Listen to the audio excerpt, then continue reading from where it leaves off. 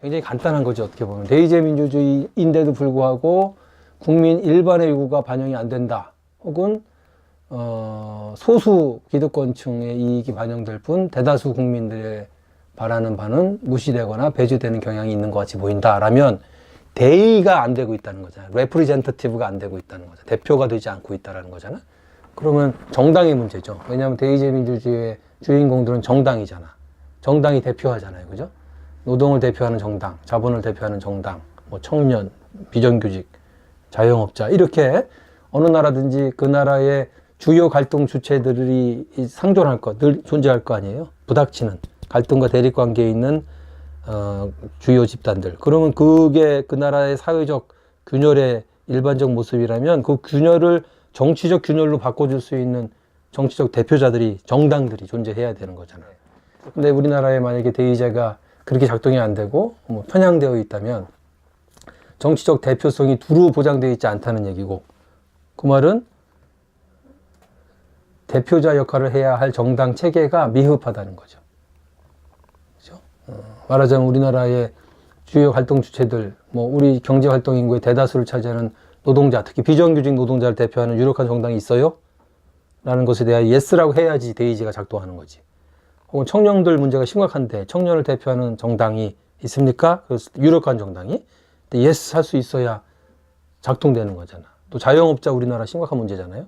그럼 자영업자는 누가 대변하냐고. 이렇게 주요한 사회 갈등 주체, 사회 경제 주체들이 누군지 우리는 알잖아.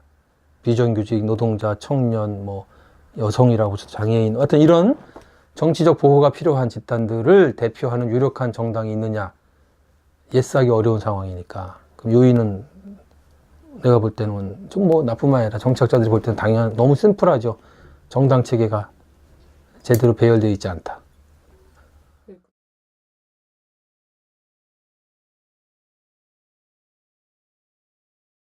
거죠, 뭐. 그런데 국민들이 비례대표제, 문제 많은 비례대표제 없애야 돼 라는 것과 우리가 정치학에서, 비교 정치학에서 혹은 비교 민주주의론에서 얘기하는 비례대표제의 강화 필요성, 이거는 조금 다른 것 같아요. 뭐냐면 그러니까 국민들이 비례대표제가 문제가 많다는 것은 한국의 비례대표 시스템에 문제가 있어서 그 문제 많은 그 비례대표 시스템을 왜 운영하지? 그래서 비례대표 시스템을 작동이 잘 될 경우에 우리 국민에게 뭐 어떤 혜택이 주는 거야. 그런 걸 못 느끼는 거죠. 자기네들끼리 나눠 먹는 것 같이 보이니까. 근데 정치학에서 비례대표제가 강화돼야 된다. 뭐 비례대표제 국가로 바꿔야 된다. 이렇게 얘기할 때의 그 의미는 정치 체제로서의 비례대표제 국가를 말해요. 그 뭐냐면 비례민주주의라고도 부르는 거. 비례민주주의는 뭐냐면 그 80%에 해당하는 시민들, 노동자죠, 직업은. 그들을 대표하는 정치 세력과 20%에 해당하는 자본가들을 대표하는 정치 세력이 같은 비율로 있어야 된다는 거예요. 같은 머릿수에 비례하는 만큼. 왜냐하면 민주주의는 1인 1표잖아요. 머릿수에 비례하는 거냐. 그래서 그렇다면 80%와 20%가 노동과 자본의 비율이라면 국회 구성은 80%는 노동을 대표하는 의원들이어야 되고 20%는 자본가를 대표하는 의원이어야 된다는 게 교과서적인 비례민주주의예요. 그러면 그 비례성에 맞는 국회의원 뽑을 수 있는 방법이 뭘까? 이렇게 고민하게 될 거 아니에요? 그렇게 된다면 가장 심플한 방식은 뭐냐면 노동자를 대표하는 정당과 자본가를 대표하는 정당과, 그러니까 예를 들어서 청년을 대표하는 정당이 있어. 그러면 그들이 전국에서 득표 받은 만큼 비례해서 각각 각 정당들에게 의석을 그 득표한 것에 비례해서 의석을 나눠줘. 그렇죠? 그러면은 비례성이 상당히 유지될 거 아니야. 그죠? 청년을 대표하는 정당, 노동을 대표하는 정당, 자본을 대표하는 정당, 뭐 자영업자를 대표하는 정당들이 있다면 그들이 전국 득표율이 있을 거 아니에요? 그러면 30%를 득표했으면은 전국적으로 만약에 의석이 100석이면 30석을 주고 20% 득표했으면 20석을 주고. 그러니까 제일 단순한 방식은 각 정당의 득표율에 비례하는 만큼 각 정당의 의석을 나눠주는 것. 이걸 비례대표제라고 해요. 그러니까 지난 19대 때 뭐 영남은 새누리당 거다 이렇게 얘기하지만 사실은 득표율로 보면 그렇지도 않아요. 50%, 뭐 57%, 8%. 요 정도가 영남 유권자들이, 영남 시민들이 새누리당에 주는 지지예요. 영남에서 새누리당은 50%대의 득표율. 그런데 의석 점유율은 94%, 95% 가져간다고.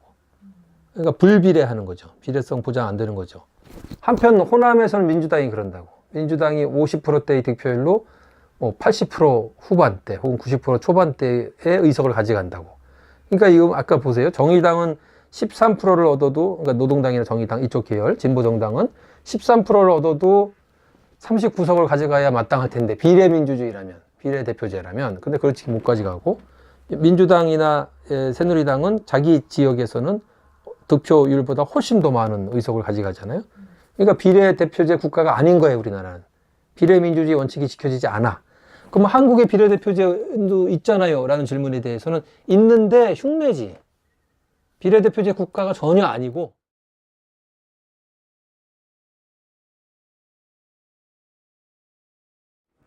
평등은 평등 자체가 중요하지만 어떤 상태가 평등하냐 이럴 때 모두가 자유로운 존재로서 평등하다는 게 제일 중요하잖아.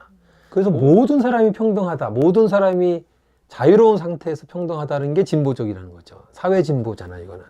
뭐 우리가 요새 얘기한 진보 보수 갈등 그 의미의 진보가 아니라 사회가 진보한다는, 인류가 진보한다는 의미에서 자유란 그 자체가 진보적 개념이죠. 계속 자유. 자유라는 개념이 생겼을 때 먹고 사는 자유였다고. 경제적 자유. 나도 내가 만들어서 내가 좀 갖자. 그리고 우리 아들 딸에게 좀 물려도 주자. 이런 경제적 자유. 그 만들어서 돈도 생기자. 내 이익. 그래서 이익을 축적도 좀 하자. 그래야지 인센티브도 생길 거 아니냐. 그건 너무 당연한 건데 그때는 안 됐잖아. 다 뺏겼잖아. 그죠? 노예든 농노든 뭐 뭐든 간에 그 경제적 자유를 획득하기 위해서 시민들이 봉기를 했고, 프랑스 혁명이라든가 뭐 그 영향을 받은 미국 혁명이 다 경제적 자유의 보장을 요구한 일반 시민들의 요청이었고, 그게 이제 요구가 들어진 거죠. 그 혁명이 일어났으니까. 유럽 혁명, 시민 혁명이라는 게 그런 거잖아. 그래서 경제적 자유주의가 자유주의 그러면 경제적 자유를 먼저 시민들이 그 쟁취하려고 했기 때문에 자유주의 그러면 마치 경제적 자유주의인 것처럼 좀 잘못 인식된 측면이 있어요. 경제적 자유가 주어졌어. 그러니까 정치 권력으로부터의 자유잖아. 시장의 자유죠, 그죠? 정치 권력으로부터 경제 영역의 자유. 정치 권력을 가졌다고 해서 경제 권력까지 독점하려 하지 말라, 이런 요구였잖아. 경제는 자유를 달라. 우리도 먹고 살게 하라. 우리도 만들어서 내가 가질 수 있게 하라. 이런 거잖아. 재산권을 인정하라. 이런 거잖아. 그래서 그게 주어졌는데 그 후에 뭐예요? 자본주의가 발달한 거죠. 자, 그렇게 되니까 경제적 자유가 주어지니까 시장이 팽창했어. 그 시장에서 왕성해졌어, 활동들이, 인간들이. 드디어 자유를 주니까. 근데 문제는 뭐야? 항상 어느 영역이나 그렇듯이 소수의 능력자와 다수의 일반인들이 갈라지는 거죠. 그러니까 자유롭게 경제 영역에서 경쟁이 벌어지다 보니까 그 무한한 부가 소수에게 자꾸 집중되기 시작하는 거예요. 현상으로서의 문제는 경제 권력이 생긴 거예요. 근데 정치 권력과 구분되는 경제 권력이 생긴 거죠. 한국어로 말하면 아마 재벌 이런 거 되겠죠. 그러니까 경제 권력이 생기는데, 민주국가라면 정치 권력은 시민들의 투표 등등으로 제어가 되잖아. 일단 통제가 정도의 차이가 나라마다 있긴 하나, 경제 권력은 투표로 제어할 수가 없잖아. 경제적 자유의 이름으로 권력을 쌓았다는데 뭐라고 그래? 합법적으로 쌓았다는데. 이게 사회 문제로서 빈부격차가 심각해지고 가난한 사람이 압도적 다수야. 그러니까 소수만이 자유롭게 경제를 누려. 국가의 부가 축적된 거. 그러니까 경제적 자유가 주어졌어. 근데 그 결과가 차별이야. 일반인 대다수의 자유가 소수의 경제적 자유 때문에 침해당하고 있잖아. 그렇게 가난한 사람들, 굶는 사람들, 수치스럽게 사는 사람들이 자유인이라고 말할 수 있냐고. 이거는 가난으로부터 자유롭게 해줘야 된다. 실업의 공포와 같은 것으로부터 자유롭게 해줘야 된다.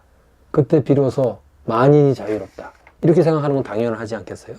그래서 그렇게 경제적 자유가 아니라 사회적 자유구나. 우리가 보장해줘야 할 자유는.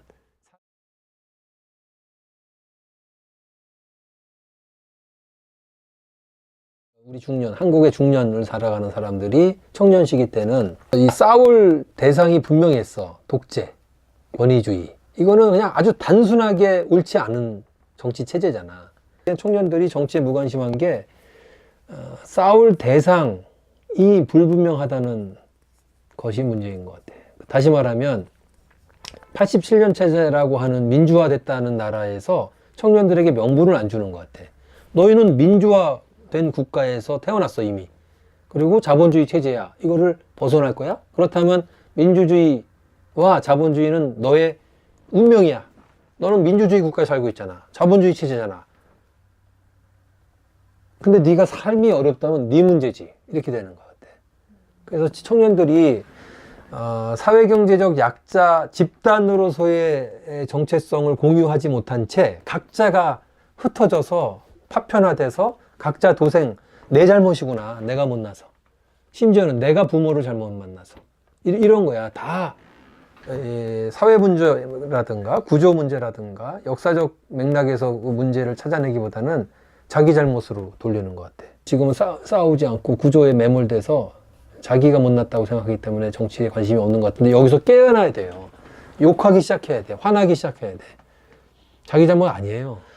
정치는 선택이 아니에요. 내가 보기 청년 세대는 유일한 희망이야. 정치를 통해서 고쳐야 돼요. 경제 체제를, 사회 체제를. 혁명할 수 있어? 못하잖아.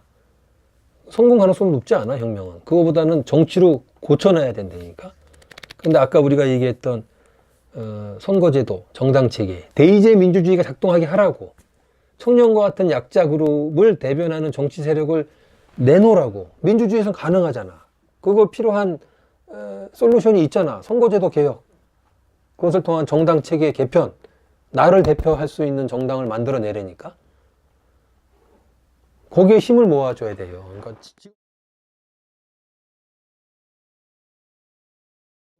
딱 하나. 비례대표제 국가로의 전환.